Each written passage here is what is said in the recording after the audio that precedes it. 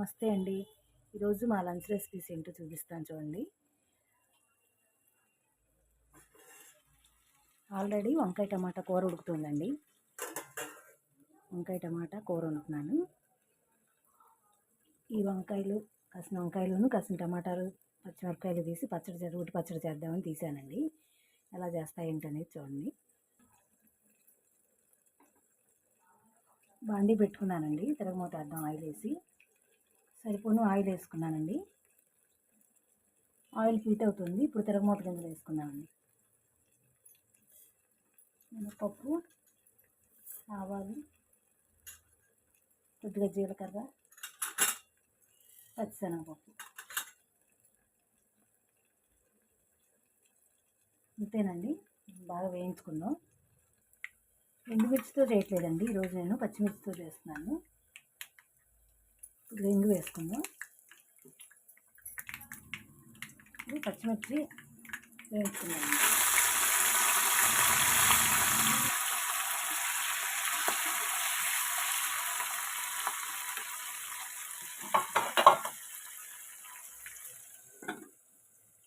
పచ్చిమిర్చి కొంచెం మగ్గాలండి.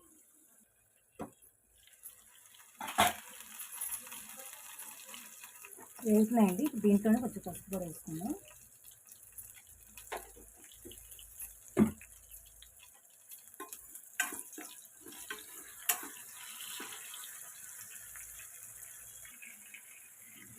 పచ్చిమిరపకాయలు వేగినాయి కదండి, ప్లేట్లోకి తీసేసుకున్నామండి. తిరగమూత గింజలతో సహా తీసేసుకున్నాం.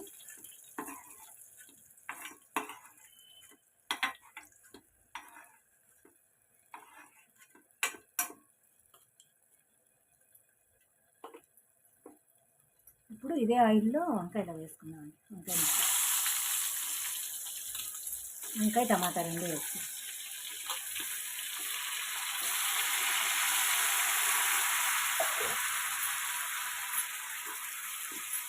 ఈ మధ్యలోపు మనం పచ్చిమిరపకాయలు దంచుకున్నాం రోట్లో.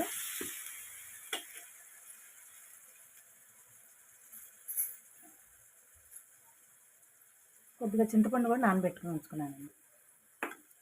ఈలోపు మనం మధ్యలోపు పచ్చిమిరపకాయలు దంచుకున్నాం రోట్లో. కొంచెమే కాబట్టి చిన్న రోట్లోనే చేద్దామండి.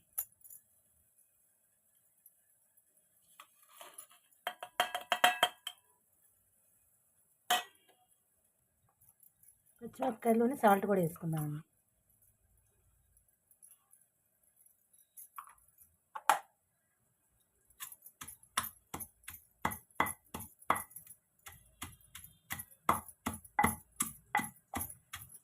ఇట్లా రోట్లో చేసుకుంటే బాగుంటాయండి పచ్చళ్ళు. త్వరగా కూడా అయిపోతుందండి, ఎంతోసేపు పట్టదు. మిక్సీలో కన్నా రోట్లోనే బాగుంటాయండి. టేస్ట్ కూడా బాగుంటుంది. చాలా తేడా ఉంటుందండి మనం మిక్సీలో చేసిన దానికి, రోట్లో చేసిన దానికి.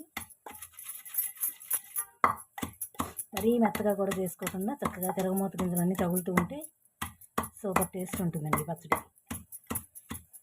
అందులో ఈ శీతాకాలంలో ఎక్కువ పచ్చిమిరపకాయలతో చేసుకుంటేనే బాగుంటాయండి ఏవైనా. దీంట్లోనే మనం నానబెట్టుకున్న చింతపండు కూడా వేద్దామండి.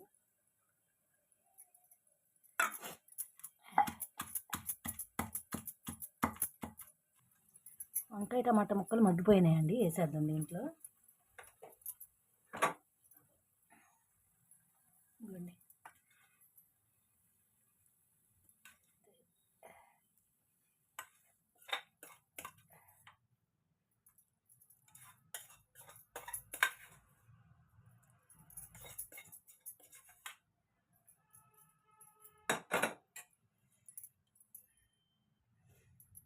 దీంట్లో వేసి నూరేసేద్దామండి. ఏదైనా తక్కువైంది అనుకోండి, వాటర్ వేయకుండా మనం చింతపండు నానబెట్టిన నీళ్ళు ఉన్నాయి కదా, ఈ నీళ్ళే వాడదామండి, మామూలు మంచినీళ్ళు కాకుండా.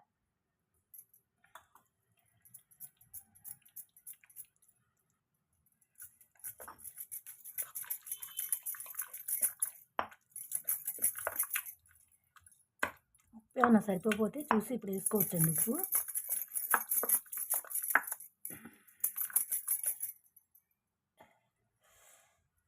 అయిపోయిందండి, తీసేద్దాం. మరీ మెత్తగా ఉండకూడదండి, ఇట్లా ఉంటే సరిపోతుంది. కావాలంటే దీంట్లో ఉల్లిపాయ కూడా వేసుకోవచ్చండి, సన్నగా తరిగి. నేను వేయట్లేదు కానీ.